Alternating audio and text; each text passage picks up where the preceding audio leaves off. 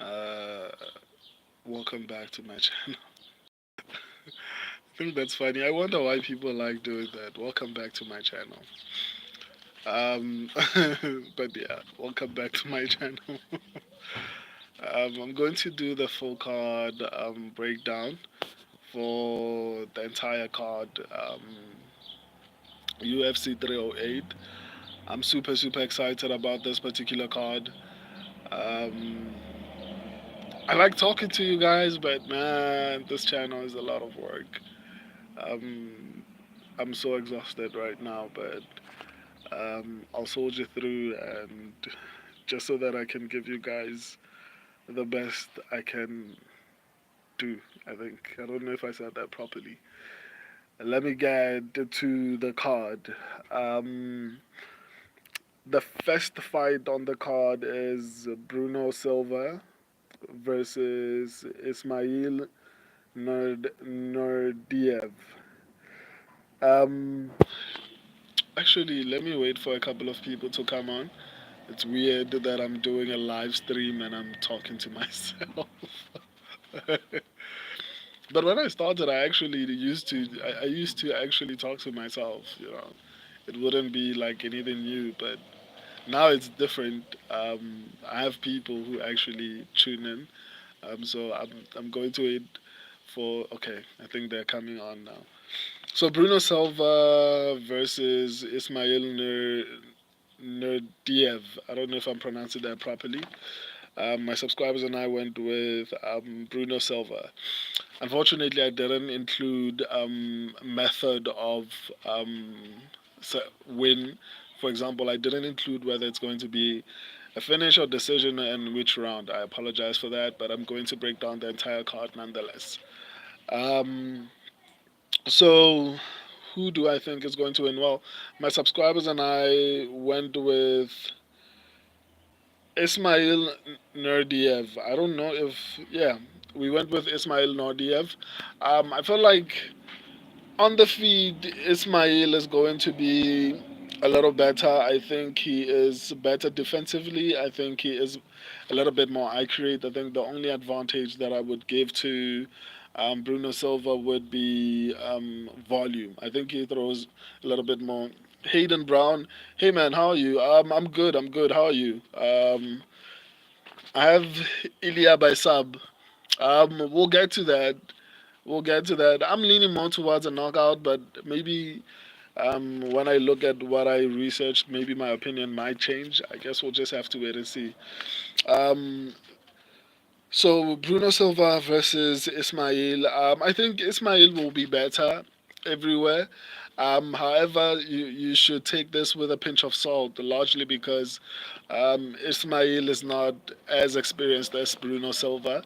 I mean, if Ismail had like maybe I don't know a couple more fights in the UFC, I'd feel a little bit more confident.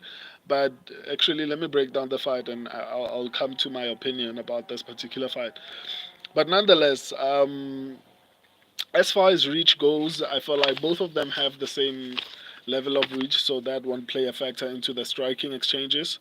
Um, Bruno will lose, in my opinion. Yeah, he hasn't looked good. I mean, and also losing to Chris Weidman. I know he was fouled a lot, but still, that fight didn't look great for him. Um, Plus, I think Ismail will be better on the feet. I think he'll also be better on the ground. I think he shoots a lot of takedowns. I think he attempts a lot of submissions. So I honestly don't feel like Bruno Silva is going to win this fight, but I will say that Bruno Silva has the experience in this particular fight, so it could make the whole entire fight a little bit tricky. But yeah, I'm going with Ismail Nurdiev and my subscribers and I. Actually, my subscribers on this particular fight are, to be honest, split even. Right, I only made them go with Nurdiev largely because I had to break the tie for Nick. Hello, man. I had to break the tie because they were 50-50 and I couldn't just post 50-50 bets. I mean 50-50 picks, so I had to break the tie. So, but my subscribers' votes are basically 50-50 on this one. But I feel like Ismail is going to win this one. I don't see Bruno Silva winning this particular fight, largely because it didn't look good in his previous fight. He hasn't looked good in a very long time. Okay, I thought it was my niece crying. It's not my niece crying. Yeah, I think Ismail is going to win this fight. Hi, man. I'll try to respond to everyone in the comment section. Hayden Brown, everyone, please like this man's stream. I appreciate that, man. I appreciate that. I hope they like the stream, and I hope they subscribe. But no one is forced. I prefer to just provide quality and let everyone decide if they want to ride with me or not. Nick, what are your picks? I'm going through them right now, so I'm going to through the entire card. So my first pick is Ismail Nurdiev. My subscribers are going with Ismail Nurdiev as well, but I will say that they were 50-50 on this fight. On to the next one is Ibo Aslan versus Rafael Sequeira. I don't know if I pronounced that properly. My subscribers and I went with Ibo Aslan. Um, this is going to be a really tricky fight because I feel like obviously both of them are not really seasoned in the UFC. So, but obviously Ibo Aslan has a little bit more experience. But I wouldn't really count that as much, largely because Rafael actually trains with Jilton Almeida and Udoda Mora or something like that. So I don't know, man. I think Rafael has a shot. You know, I think Rafael has a shot, even though he's debuting. He's training with really skilled fighters. I mean, Jilton Almeida, I wouldn't say he's like elite, but he's one of the best heavyweights. I mean, heavyweight, as long as you can wrestle, you can get into the top five, I think. But still, Jilton Almeida is able to do things to certain people that not many people can do. So that deserves a lot of respect. And his training with this guy, and even though Eudor Damora is a female fighter, she looks good, man. She actually won as an underdog recently. So that goes to show that it's not just it's not just Jilton Almeida. The whole entire team knows how to prepare their athletes, which is commendable and respectable. So even though I went with Ibo Aslan, I'm not gonna lie, I'm a little bit worried. Um, I think on the ground, I don't know. Rafael will probably have a little bit of an advantage on the feed. I would lean more towards Ibo Aslan.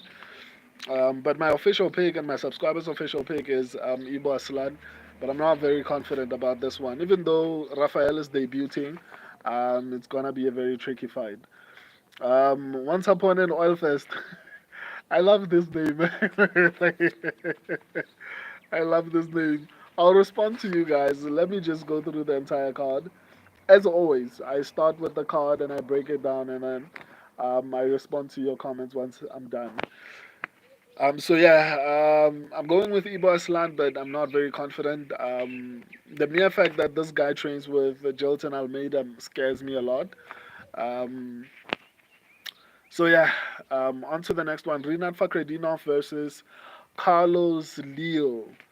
Um, this fight is basically a classic grappler versus striker. Actually, Carlos Leo has like a couple of boxing fights, professional boxing fights. And then Rinat Fakhretdinov, obviously everyone knows that Rinat Fakhretdinov has a couple of wrestling fights outside MMA. So it's going to be a classic grappler versus striker. However, Rinat Fakhretdinov can strike as well, you know. So I don't know, man. I don't want to say this is my subscribers feel pretty confident because they say this fight is pretty safe. They feel confident that Rinat Fakhretdinov is going to win. I haven't checked the level of safety, but the last time I checked, like they were saying it was like 70 something percent safe, which is wild. But I don't blame them. I think Fakhretdinov is one of those good and talented prospects. I know a lot of people trash them, or rather trash him for his performance against Nicolas Dalby. But Nicolas Dalby is a very durable fighter. He turned back one of the Bonfim brothers, and I know that's not saying much, but I mean the Bonfim brothers seem decent, seem a little bit exciting, and I feel like it was largely because of inexperience and not necessarily because of skill that they lost. Because he was winning in the beginning against Nicolas Dalby, and then he lost. I'm talking about the Bonfim brothers. So I feel like people shouldn't be too hard on them because at the end of the day, they are still very new in the UFC, and the level of competition is different than what they were fighting outside the UFC. So the mere fact that I don't know if it was Ismael or Gabriel Bonfim who actually fought at Dalby, but he was looking really good in the first round. But the point here is Nicholas Dalby has been performing significantly well despite his age, which is crazy. Um, so I don't feel like Rinat Fakhretdinov's performance going to a decision and having a close fight with Nicholas Dalby is a bad thing. I could be wrong. I guess we'll just have to wait and see when he moves, or rather when he fights higher ranked competition. If you're just joining the stream, as always, I go through my predictions and then I respond to everyone once I'm done. So I think Rinat Fakhretdinov should actually win this fight. My subscribers and I haven't done like proper research, so my proper research will come out when I post my, what do you call it, my short, my prediction short, which probably will be out tomorrow. I think the majority of the fights have been released on the channel on the shorts section. I think there's like 3 fights that are remaining that I haven't released. So I think the Rinat Fakhretdinov fight will come out tomorrow, and I'll do a little bit more research and give you a little bit more in-depth um, analysis when I do my upsets predictions on Friday. But for now, I also agree with my subscribers. I feel like Rinat Fakhretdinov is going to be the better fighter, especially considering that this guy, I think he's debuting and he's a boxer and going up against someone like Rinat Fakhretdinov who can strike as well, but who's like an incredible wrestler, I don't think it's gonna go well for Carlos. So I think Rinat Fakhretdinov should actually win this one, especially and also because Rinat was preparing for Nursultan Ruziboyev. He had a full camp, I think, and this guy is coming in on short notice. All respect to him, but I don't think he's going to win this one. Um, on to the next one, Farid Basharat versus Victor Hugo. My subscribers went with Farid Basharat. I went with Victor Hugo. Who do I think is going to actually win this one? I saw a couple of people trashing Victor Hugo because of his last performance. I don't know why we like to do that. I think we shouldn't put too much stock into people's lost performance. Okay, let me not say that. But in all honesty, I could be wrong, but I see Victor Hugo winning this one very clearly. And normally, I will say this: normally, when I feel pretty confident about a fight, um, or rather, all of the fights I feel confident about, I'm usually right about them, except maybe one on every single card. If I say I'm confident about a specific fight, I'm probably going to be right about all the fights that I'm confident about, except maybe one or none. Normally, that's how it happens. I haven't said that I feel confident about a fight, and then I'm wrong maybe about two of them. It's only ever been one fight per card that I've said. Like, let's say for example, I say I'm confident about 4 fights. Normally, the worst that has ever happened is I get one wrong out of those four, or I get the only time whereby it was horrible. It was UFC Noche. Yeah, that was bad. That was really bad. But outside of that, Normally, when I say I feel pretty confident about a fight, I'm right. I feel like Victor Hugo is going to be on the feed. Obviously, I think it's going to be back and forth, but Victor Hugo has the range, or rather, has the reach. Victor Hugo has the power. I think Victor Hugo will be better defensively.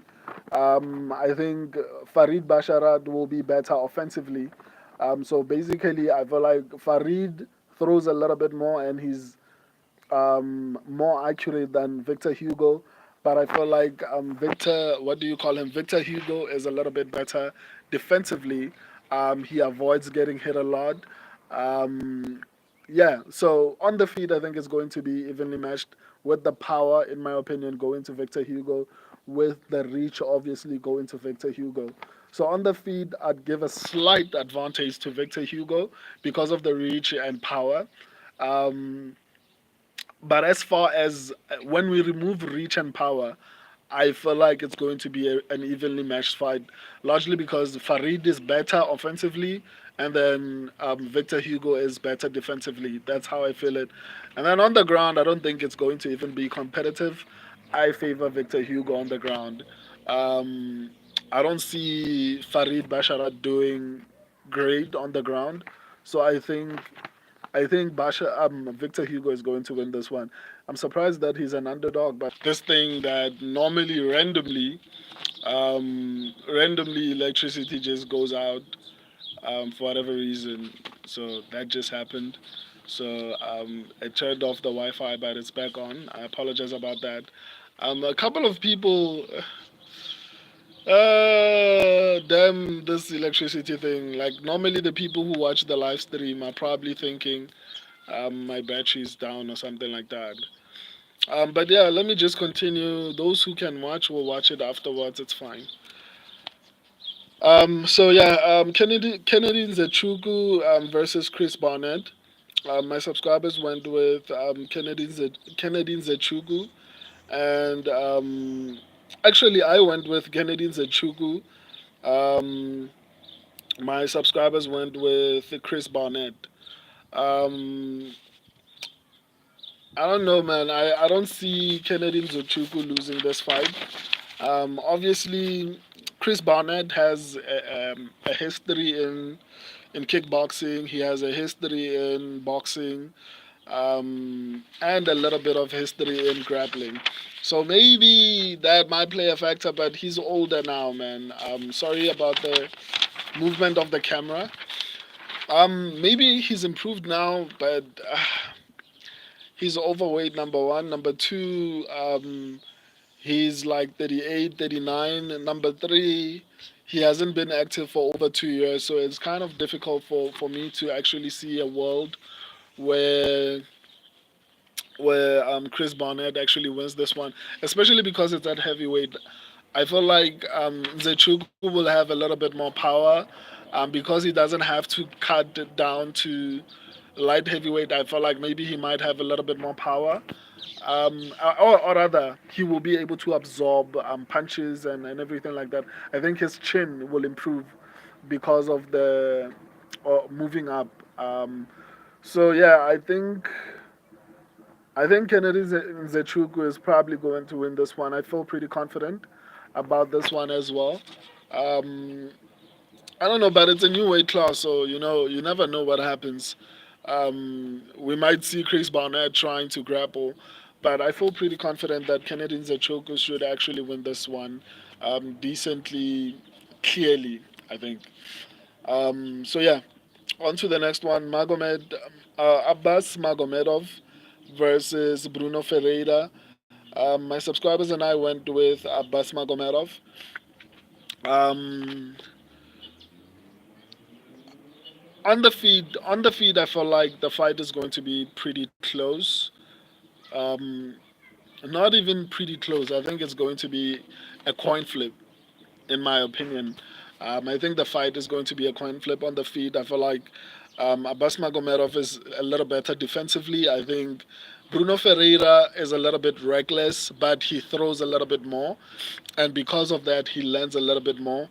Obviously, Bruno Ferreira has the power advantage. Um, so On the feed, yeah, I'd say it's going to be evenly matched. I think on the ground, I don't know if I'm accurate or not, but I feel like on the ground, Abbas Magomedov might have the advantage, especially because of how he performed in his last fight. I feel like that's going to help him get the victory should the fight maybe not go the way he anticipates it'll go. But I think I wouldn't feel I wouldn't say I'm really confident in this particular fight. But yeah, on the ground, I'd favor Abbas Magomedov. I don't want to lie. So I wouldn't be surprised if Abbas Magomedov comes in and tries to grapple Bruno Ferreira. But yeah, my subscribers and I are going with Abbas Magomedov. Um, yeah, this is going to be a tricky fight. I'm not going to lie to you, but I feel like Abbas should actually win this one. On to the next one, Megdebag Orobai versus Mateus Rabeki. My subscribers and I went with Mattel. I mean, we went with Mekdekbeg Orobai. This is going to be interesting because I feel like on the feed, Rabeki will probably have the significant a significant advantage. I think a lot of people forget that what do you call him? Orobai, even though I know it was short notice, right? I know that Orobai came in on short notice, but he was losing to Uros Medic in that particular fight. Even though he came in on like a couple of days' notice, it doesn't change the fact that Orobai was losing the striking exchanges, and he actually won and got a submission because obviously because of the wrestling. And I think this is probably going to be the same way. I'd I'd pretty much guess that Mateus Rabeki will probably have the advantage on the feet, and then Orobai will probably definitely have the advantage on the ground. Rabeki has the power, but the reach is terrible, so maybe it might play against him as far as him having the advantage in terms of striking. Um, So yeah, I honestly I think it's going to be a tricky fight. I don't want to lie to you. I know a lot of people feel confidently that Mektik Bag or Oba is going to dominate this fight. But yeah, it's gonna be a tricky fight to be honest. But my subscribers and I are going with Mektik Bag or Oba. We'll just have to wait and see. On to the next one, Jeff Neal versus Rafael Dos Anjos. My subscribers and I went with Jeff Neal. Um, Let me see. Yeah, on the feed, obviously, Jeff Neal is probably going to dominate. He has the reach, he has the power, um, he has the volume, he has the accuracy. The main advantage that Rafael Dos Anjos has is striking defense. I don't think it's going to be that easy to get Jeff Neal to the ground. So I wouldn't really count, even though I feel like on the ground, Rafael Dos Santos will probably have the advantage. I don't feel like it's going to ever go to the ground because I think Jeff Neal is decently good enough to actually avoid getting taken down. Um, so I don't think the fight is going to ever go to the ground. If it does, it won't stay there for too long. Um, Plus, Dos Anjos is older now, man. He's no longer in his prime. I know he looked good against Mateus Gamrot, but I think a lot of us had maybe we overestimated Gamrot a little bit. I feel like I did. I mean, I know losing to Dan Hooker is not like a bad thing, but he lost a fight that he arguably should have dominated, and he made it close. So I feel like maybe a lot of people overestimated Mateus Gamrot, but at the same time, is Jeff Neal better than Mateus Gamrot? That's an interesting question. But yeah, I think Jeff Neal is going to definitely win this fight. Okay, definitely maybe is a strong word, but I feel like Jeff Neal should actually win this fight. On to the next one, Shara Magomedov versus Armen Petrosian. My subscribers and I went with Shara Magomedov. Um, Whew, this one.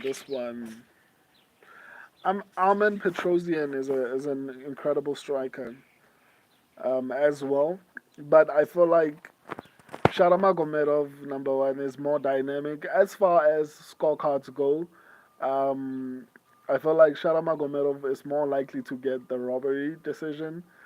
Um, and I say this because I feel like the fight is going to be close. So you have to, if you're predicting fights, you have to consider who has the highest probability of getting a robbery decision. It's probably going to be Sharamagomedov.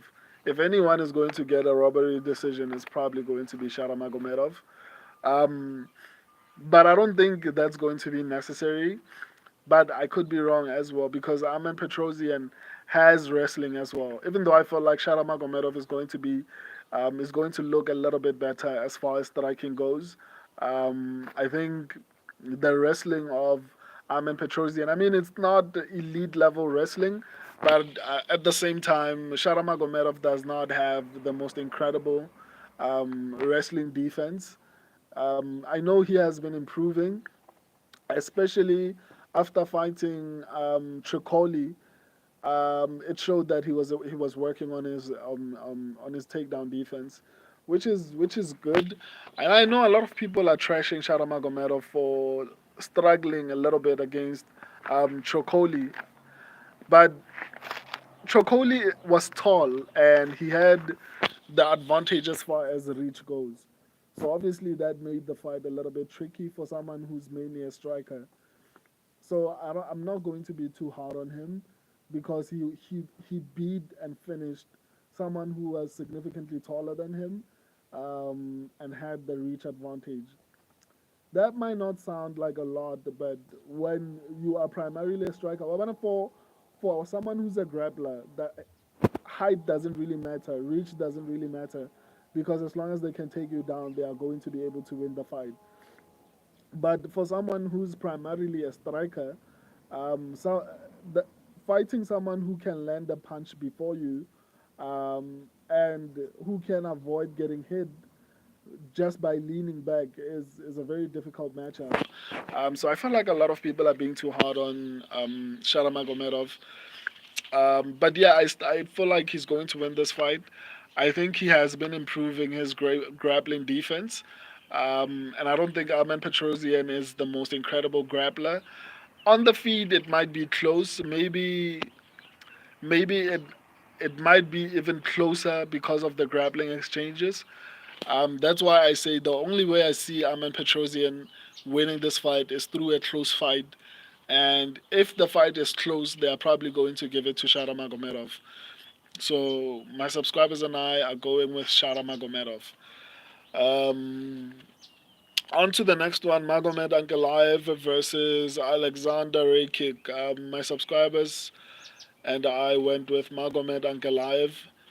Um, I think Ankalaev should win this pretty dominantly. I know a lot of people criticize him for not checking leg kicks, especially because Jan Blahovic was actually beating his legs up pretty badly, and obviously that's a big part of Alexander Rakik's fighting style. He was actually beating up Yuri Prohaska in that fight until I don't know he guessed or Yuri actually hit him with something pretty good, and then he lost. Even though I picked Yuri, I didn't feel like Yuri was supposed to have won that fight because he was losing badly. So I don't know what happened. Maybe Rakik was not prepared as far as cardio goes, but he was winning that fight, and largely with leg kicks. And we've seen that Jan, but what do you call him, Magomed Ankalaev does not necessarily check leg kicks as much as he should. Um, so that's going to be a little bit tricky. But nonetheless, I feel like he is a little bit more well-rounded. I think he's the better striker. I think he's the better wrestler. Um, Ray Kick is really talented and is very dangerous. I'm not gonna sit here and lie and say I'm not worried, but I feel pretty confident that Ankalaev is going to win this fight, and hopefully he gets a title shot, and then we can actually see if Alex Pereira is as good as they say. Well, he is. Let me not say it like that. He is definitely very good. I just want to see him against someone who can actually mix it up, and I hope Ankalaev actually mixes it up and doesn't just go into the octagon and just try to strike with Alex Pereira, because he's gonna get knocked out, and he's gonna blame himself for not actually using, because it's MMA at the end of the day. I don't understand people who just want to strike with Alex Pereira. What do you have to prove? You're not in kickboxing. If you want to prove that you're a great striker, go try boxing or kickboxing. It's MMA. I hope he wrestles if he fights Alex Pereira. Anyway, my subscribers and I went with Magomed Ankalaev. On to the next one, Leron Murphy versus Dan Ige. My subscribers and I went with Leron Murphy. Um, Another fight that I feel very confident about. Um, I know people are high on. Um, I know a lot of people are high on Dan Ige, especially after um, was it UFC 302 or was it UFC 303? Somewhere there. Um, Especially after that performance against Diogo Lopez on a couple of hours' notice, which was really impressive. And the fact that he was able to actually go to a decision was even more impressive. However, Danny Ige was preparing to fight the following week, if I'm not mistaken. So we're not talking about someone who just came off the couch. That guy had a full training camp, um, and he was supposed to look that good. Diego Lopez had multiple weight cuts. He was also coming in on short notice. I don't know if people remember that, but Diego Lopez was not supposed to actually be the co-main event. I can't remember who was supposed to. I think it was supposed. Yeah, it was supposed to be Jamal Hill versus Halil Rountree, and then it went from that to um, Jamal Hill to versus Carlos Ulberg, and then somehow that got scrapped, and then it went from what do you call him, Carlos Ulberg versus Anthony Smith, if I'm not mistaken, and then that got scrapped, and then it became something else, and then eventually Diego Lopez came in. So Diego Lopez also came in on short notice. I think people are forgetting that as well. Um, so there are a lot of things that could have impacted the fight. Danny Ige is a savage. I'm not gonna sit here and discredit him. Leron Murphy also worries me because he had a really difficult fight against what do you call him? Edson Barboza, and Edson Barboza was is not the Edson Barboza from 5 years ago. You know, he's not the same. But still, nonetheless, Edson Barboza knocked out Sadiq Yusuf. Right? They had a really hard fight, and then he knocked him out. So it's not like we're talking about someone who's really completely washed. Um, so I don't know. Maybe people disagree with me, but I'm going Leron Murphy. Um, I'm okay with people disagreeing with my opinion, but my subscribers and I picked Leron Murphy. On to the next one: Robert Whitaker versus Hamza Chimaev. Um, my subscribers and I went with Hamza Chimaev. I actually broke this fight down yesterday in depth. I actually went really deep into this particular fight. If you're interested in seeing the deep dive into this particular fight, you can watch it on the live section. Just click on the channel and then go to the live section. You'll see all my live streams on that particular section of the channel. So I actually went in deep. So I'll try to summarize everything that I spoke about in that particular in-depth breakdown of this particular fight. Basically, my argument was that people were saying Hamza has fought the smaller guys, but what does that even mean? Because Gilbert Burns, at that time when Hamza Chimaev fought him, number one, Gilbert Burns was number two, and Gilbert Burns had only lost to Kamaru Usman in that division when he fought Hamza Chimaev. So if he was a smaller guy, then how did he become number two in the division, and actually ended up fighting for the title? And actually, had Kamaru Usman heard, Kamaru Usman at the time was the number one pound for pound fighter in the world, and he had him hurt. So the argument that Hamza was fighting a smaller guy is crazy to me. And on top of that, Gilbert Burns is a jiu-jitsu champion, world jiu-jitsu champion. That's why Hamza was not engaging him on the ground. I feel like a lot of people are discrediting Hamza Chimaev's win over Kamaru Usman, which I definitely feel like is probably going to be Hamza Chimaev's biggest win for a very long time, even if he beats Robert Whittaker, even if he beats Dricus du Plessis. I think Kamaru Usman is going to be Hamza Chimaev's biggest win and probably the most difficult win for a very long time to come because I don't see anyone in the middleweight division except maybe what do you call him, Israel Adesanya. I think that's probably the only person who can come close to what Kamaru Usman has achieved. Israel Adesanya is one of the few other champions who've ever been pound for pound number one, who's ever been like on a proper long streak, who's had multiple title defenses, a two-time middleweight champion. So there are certain things that I take into consideration when I rank a fighter. Robert Whittaker at the peak of Robert Whittaker's career, he was never pound for pound number one. You know, he wasn't lapping his division. So the things that Kamaru Usman has achieved are significantly more than what Robert Whittaker has achieved. That's why I say Usman will remain the biggest win of Hamza Chimaev's career. And I don't feel like if we compare what do you call him, Robert Whittaker, as alongside Kamaru Usman. In fact, if they fought, maybe because Usman now is a little bit older, but irrespective, if they fought today, I think I would lean towards Kamaru Usman. I'm not saying I would be confident. I'm just saying I feel like Kamaru Usman, in all honesty, is the better fighter. He's the better wrestler. I feel like the striking is debatable. Obviously, Robert Whittaker throws kicks and all these type of things. So as far as skill, to be honest, all-round skill, I would favor Kamaru Usman.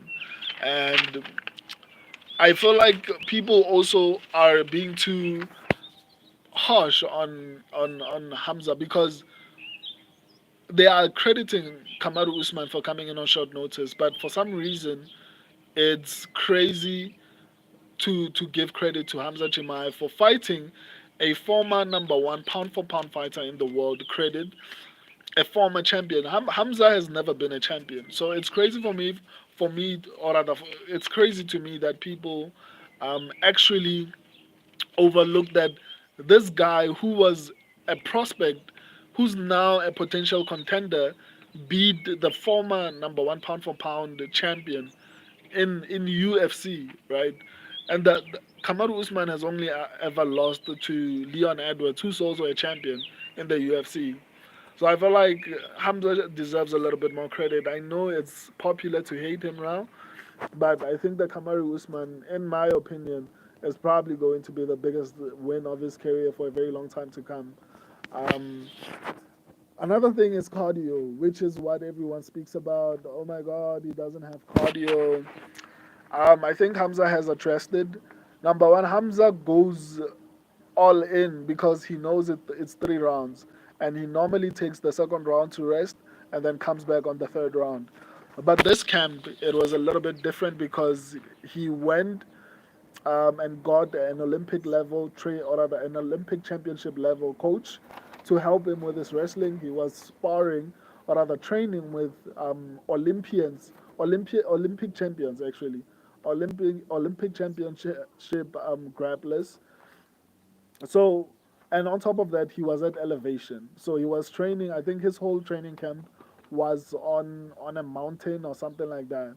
So that is going to significantly improve his cardio in this particular fight. But I personally don't feel like he's going to need to actually get to the final round. I don't think it's going to take 5 rounds for him to actually do what he needs to do. If Dricus du Plessis was having success, taking down Robert Whittaker. I feel like Hamza Chimaev will probably have success taking down Robert Whittaker.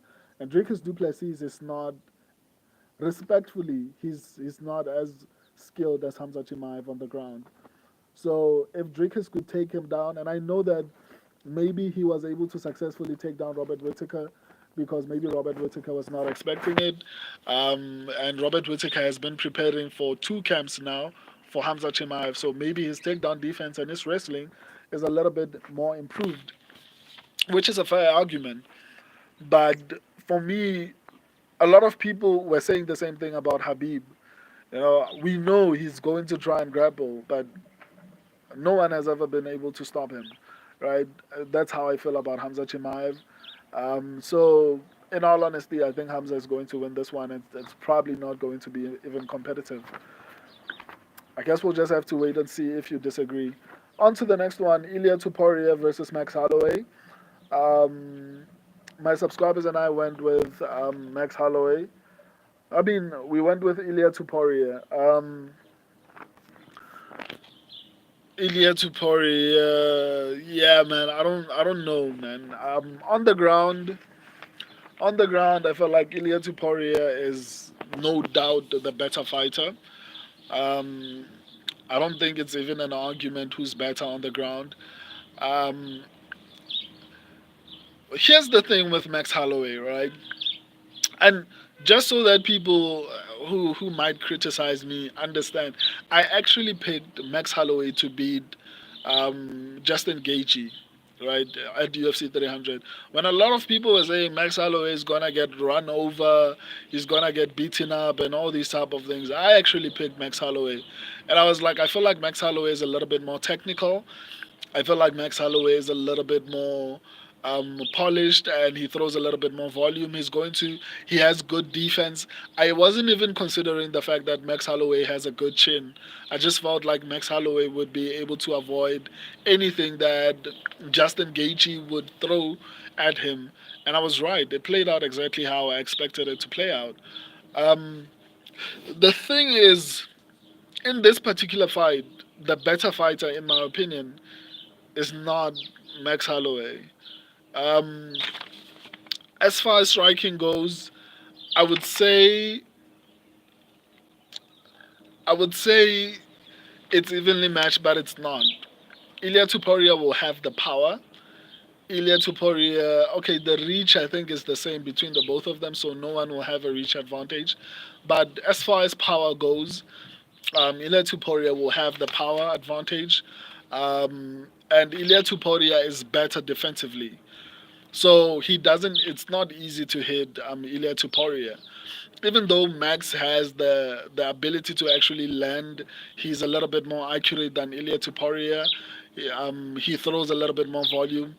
I feel like Tuporia's power and his ability to get into the pocket without absorbing too much damage is going to be the deciding factor in this particular fight.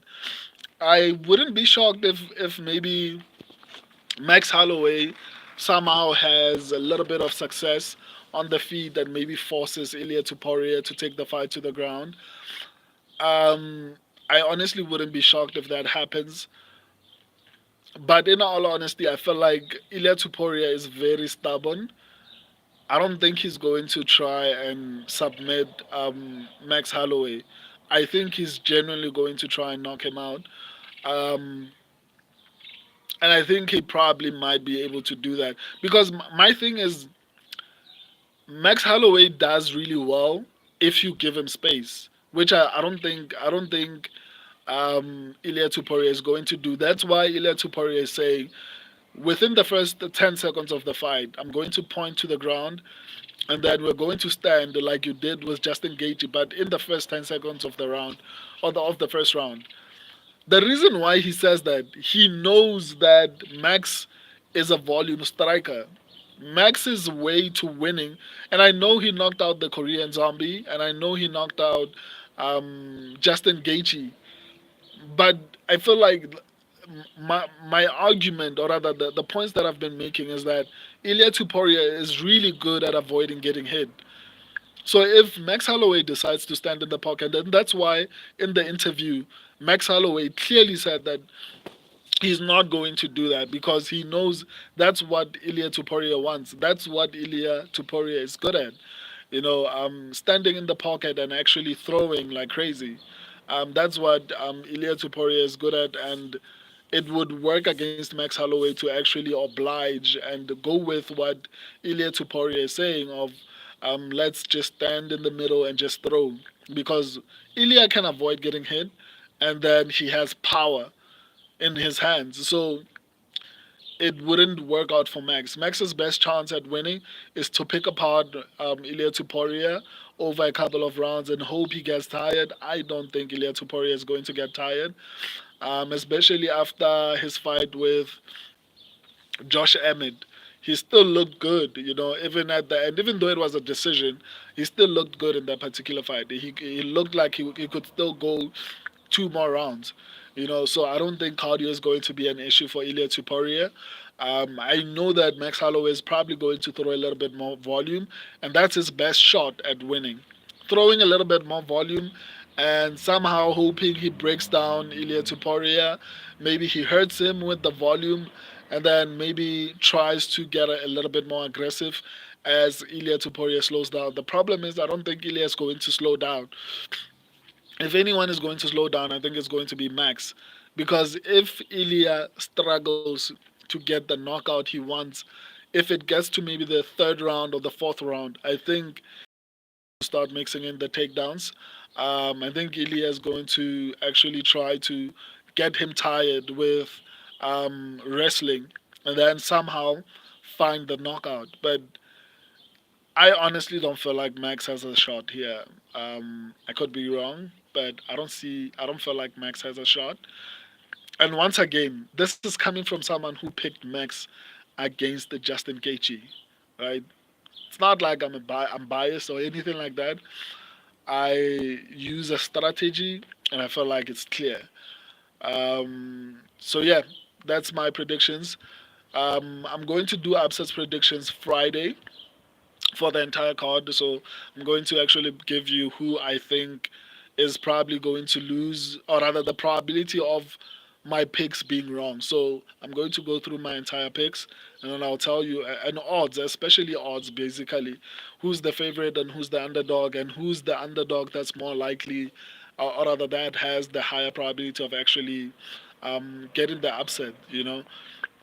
Friday. I wanted to break down the main event, Ilya Tuporia versus Max Holloway, especially like I did with Hamza Chimaev yesterday. Um, I'm still on the fence with that, especially because I feel like I gave a little bit more today. Maybe nah, I don't think I'll do it. I'll just add it to the upset predictions on Friday or Saturday around the same time. If you're not subscribed, subscribe. Go through the channel before you subscribe, especially the shorts section of the channel. There's so much info there. Even the video section, even the community section, the live section of the channel. So hope to see you in the stream Friday or Saturday. I'm excited for this card. I love and appreciate all of you. Until next time, see you in the comment section or Friday. Deuces.